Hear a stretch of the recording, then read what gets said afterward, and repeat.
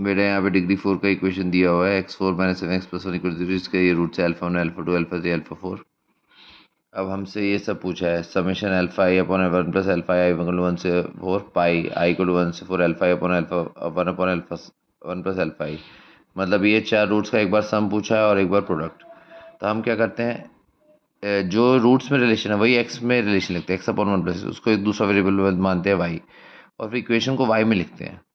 तो उससे क्या होगा, जो वाई में इक्वेशन आएगी उसके रूट्स वही फॉर्म में आएंगे। तो क्रॉस मल्टीप्लाई किया, एक्स को वाई में एक्सप्रेस किया, एक्स के बना वाई अपॉन 1 माइनस वाई, और फिर एक्स की जगह वाई अपॉन 1 माइनस वाई लिख गया, तो इक्वेशन चेंज हो गई।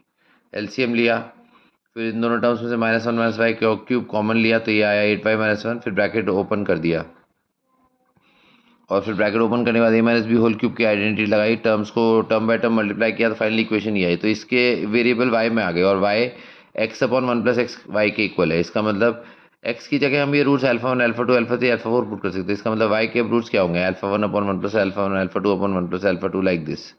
तो उस पर समेशन किया, मतलब बेसिकली अब इसी रूट्स का सम ऑफ रूट लगा रहे हैं। तो माइनस बी पाई लिख सकते हैं 25/9, और पाई आई इक्वल 1 से 4 मतलब प्रोडक्ट ऑफ रूट्स, तो वो क्या होता है -1 की पावर 4 और a4/a0 मतलब constant term upon a0 highest power का कोफिशिएंट।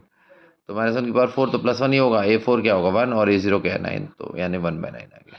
ठीक है बेटा।